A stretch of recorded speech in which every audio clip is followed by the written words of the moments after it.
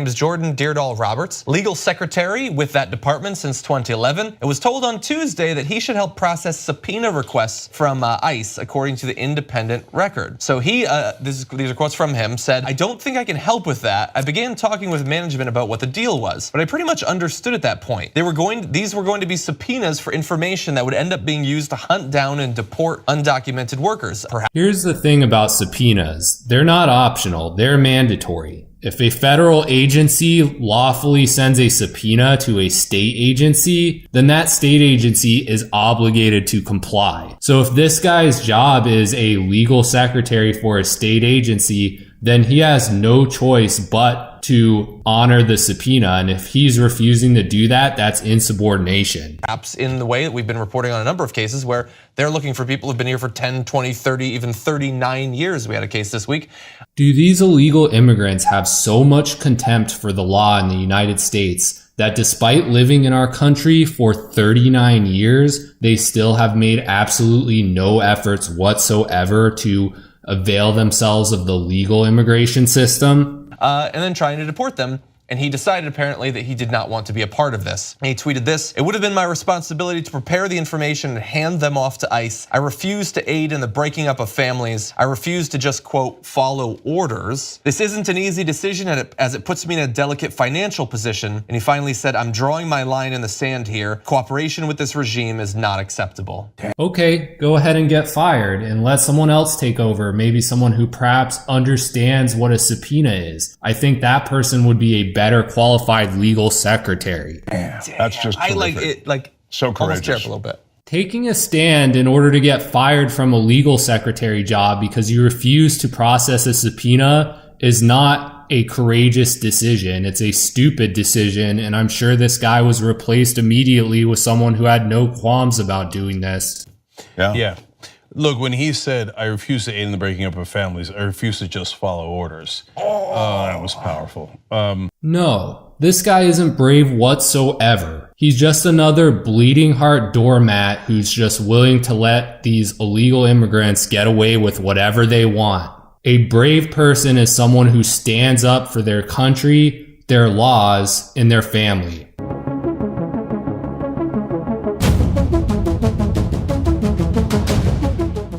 You know, you can't help but visualize, or at least in my case, because maybe I'm a little more obsessed with pop culture, the opening scene in Inglourious Bastards, where they're hiding in the basement, and you're like, oh my God. Did you seriously just compare immigrations and customs enforcement to the Nazis? We're not even 2 minutes into this video. You've got to be fucking kidding me. I was going to say Nazi Germany minus the cinematic reference, but you're right. I mean, that's not just cinema. That really happened. People scrambling into the shadows and having. So is this what the Democratic Party has become these days? Just a consensus that our own law enforcement agencies are Nazis? These guys seem like they're genuinely shaken up by this. Like it's deeply, deeply disturbing to them that immigration agents deport people. Having to remain there and have to hope that wherever they're hiding, there's someone like this guy, like this great American who says, no, I won't do this. I won't break up a family where the leader of this family, the father, the mother, whatever, it has been in the country 30 years or 20 years or 10 years. I mean, to what end? So if this guy had pulled out a gun and killed an immigration and customs enforcement agent because they were going to deport this guy who had been in the country for 30 years, would you call that guy a hero? It certainly seems like you would. And these are real family units. Sorry, Cenk, but just, I couldn't agree more. Yeah, and look, I referenced the movie because it's a little softer to put it in the form of a movie, but you're of course right. I mean, among the thousands of times that it happened, Anne Frank, in that case, hiding in the attic, and people hiding people away because people were coming for them. And this is why Trump won the election, because people are just fed up with this bullshit. Nobody likes being lied to. Nobody likes you calling people who support following the immigration laws Nazis. This is over the top and ridiculous, but this is how the Democratic Party acts these days. It's sad and pathetic. And they are, and these are a lot of times in the cases that John was referring to, people who are almost all law-abiding who go to ICE to check in with them regularly, in the case of the guys who've been deported. And by the way, that's why some people are now hiding. Because if you follow the law and you check in with ICE, sometimes they slap an ankle bracelet on you, sometimes they just whisk you away to jail. And then 2 weeks later, your family gets a call that you're now in a different country and you're gone. And that's how immigration law works. When you're picked up by ICE, you're given an opportunity to show why you shouldn't be deported. If the government can't prove by clear and convincing evidence that you should be deported, then guess what happens? You get deported. That's how the system works. You should be happy that you live in a country with some of the most liberal, favorable laws to immigrants of any other country in the world. And yeah, for a guy who's been reporting in all of these years, who built all these different guys, the guy in Ohio built a business and had all these workers, and the whole community supported him. And a bunch of Trump voters supported him. They're like, wait, I didn't want you to take this guy. Okay, so this guy can manage to build up this whole business, hire a bunch of employees, earns the love and trust of his community, but he can't be bothered to follow the law. He can't apply for US citizenship. Right, but no, they're coming for all of them.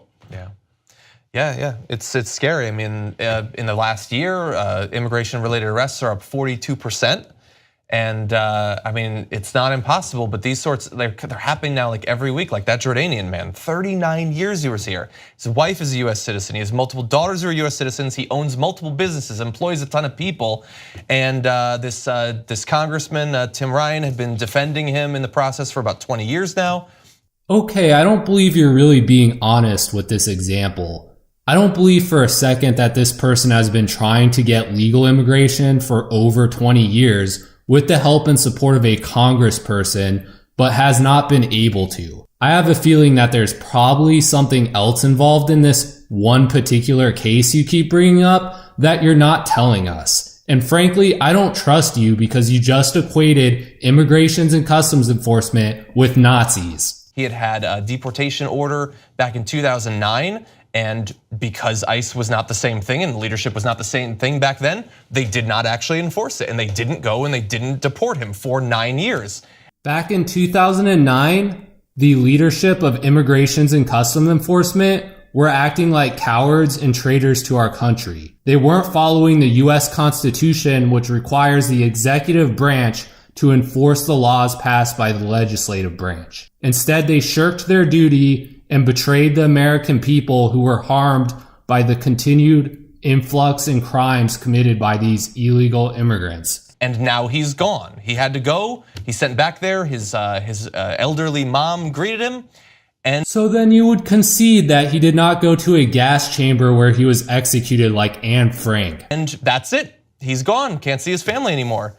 And I know, look, we have our immigration policy in this country has never been what I would call moral at all. It's had tons of problems, and that has largely been a bipartisan thing, but the people... Once again, we have the most generous immigration laws of any other developed country. Who will have you believe that this is the same thing on both sides? It is absolute insanity. You can look at some aggregate numbers of people who were stopped within 50 miles of the border and then imply that that's the same thing as breaking up a family of 4 decades, but it's not. Our country is not supposed to be seeing this. This is shades of what you were talking. This is shades of the Japanese internment. This is shades of the darkest times in the US, and they're just ramping up here. And so Trump and the Republicans keep saying, oh, it's the criminals, and look at what happened in the shooting in San Francisco, and now they're putting in all sorts of political ads. But wait a minute, you said you were just gonna go after the criminals. These guys are not criminals. Why are we obligated to only deport other illegal immigrants who have committed a crime? Why can't we just deport whoever we want? Shouldn't we have control over our own borders? And shouldn't our law reign supreme? Does any other country have a policy that's different than this? But you're still going after them. They couldn't, so many of these cases, they couldn't be more law-abiding. That's why their whole community, including Trump voters, rally around them. Well, I'm a Trump voter, and this is what I have to say to the men and women who were involved in this man's deportation. Thank you. I'm sure it would have been much easier to just cow to political pressure, to become bleeding hearts and just allow this person to stay in the country, even though he had broken the law. But you stood firm, and you stood up for our nation, its laws, the rule of law, and the US Constitution, which indicates that the executive branch should enforce the laws that are passed by the legislative branch. And for that, you have my utmost respect. Once again, thank you. But they're still coming for them. And now the Dreamers are gonna start to get deported beginning as early as March if they don't have a deal. And right now, they're not anywhere near a deal. Yeah. So, well, if the Democrats really want to help the DACA recipients and the Dreamers, why did they turn down the deal that would have offered them a path to citizenship? Donald Trump was willing to give them that. All they had to accept was more money apportioned to border security and restrictions on legal immigration. The situation on the border is horrible. Hundreds of thousands of people have died in Mexico and in the United States due to the fact the border is not secured. And legal immigration just doesn't make a whole lot of sense anymore. The value of labor is only going to continue to go down with more automation and in the future, the development of artificial intelligence. So why don't the Democrats make that deal? And it could be. Sorry. No, just to finish the thought, it could be that they're gonna take, as they're doing now with the adults, but in this case, a lot of those kids don't speak the native language of whichever country they came from, because they came when they were 2, they were 4, etc. And so they're gonna drop them off in the middle of Nicaragua and go, good luck. Like, what? Yeah. Like, Right. what are You give a lot of lip service to the harm that the Dreamers are going to supposedly be facing when they're deported, but you don't give any lip service at all to the very serious harms that have already been inflicted due to the failure to secure the US-Mexican border. Thousands of people, both Mexicans and Americans, have died from cartel violence. There's been hundreds of thousands of people who have overdosed on drugs. Our country is in a very severe heroin addiction crisis. 94% of that heroin that's consumed in the United States comes from Mexico. But you never talk about that. And you don't care about those people. You only care about the Dreamers. Why is that? they supposed to do? Yeah. And these are some of the most violent countries that they are technically linked to, right? When you talk about Nicaragua or Central America, this is, I mean, if you spoke Spanish fluently, if you grew up there, you might only have an even money chance of surviving. To be dropped there from America, it's crazy. And what I was going to say, Cenk, just as you mentioned the Dreamers, I mean, statistically, again, if you just look at the statistics, it's the most productive group of immigrants, regardless of status, that you could possibly find. Overwhelmingly well-educated, overwhelmingly employed. It is a violation of what he was saying and what the banner they're flying, which is only going to go after criminals.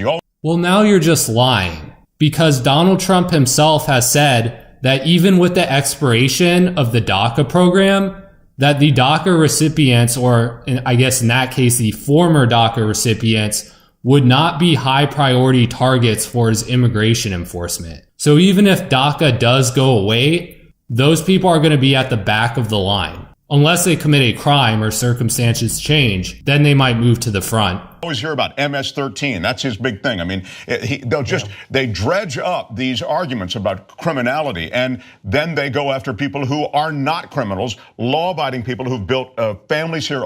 There is actually no guarantee that any of the DACA recipients are actually law-abiding. And I can say that because what's been happening in sanctuary cities, those with liberal district attorneys, is those liberal district attorneys have been hiring immigration attorneys. This has happened in Brooklyn. It's happened in Philadelphia just recently with the election of Larry Krasner. So they hire these immigration attorneys who basically advise them whether, if they charge someone with a certain crime or not, whether it's going to affect their immigration status. And if that immigration attorney says yes, then the prosecutors don't end up filing cases on the person. Illegal immigrants in these cities basically have immunity to commit crimes. And many of the DACA recipients probably have committed crimes. It's just that they didn't get charged because it would have affected their immigration status.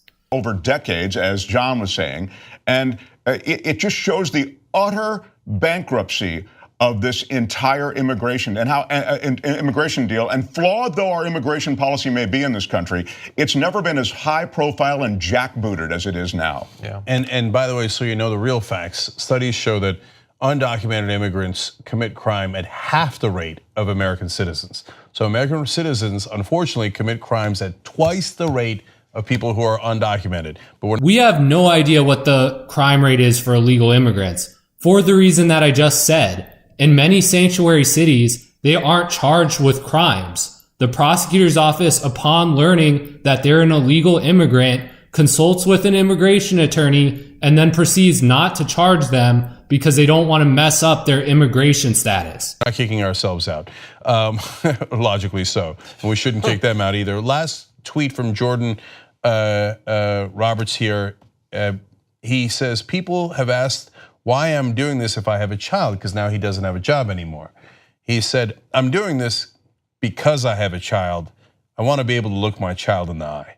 I'm sorry, sir, but that's just not good enough. You have property that could be going to needy illegal immigrants. And I'm sorry, but I'm going to have to ask you not to get another job. Those jobs need to go to the dreamers. You should instead volunteer all of your time to helping illegal immigrants, because that's what truly matters.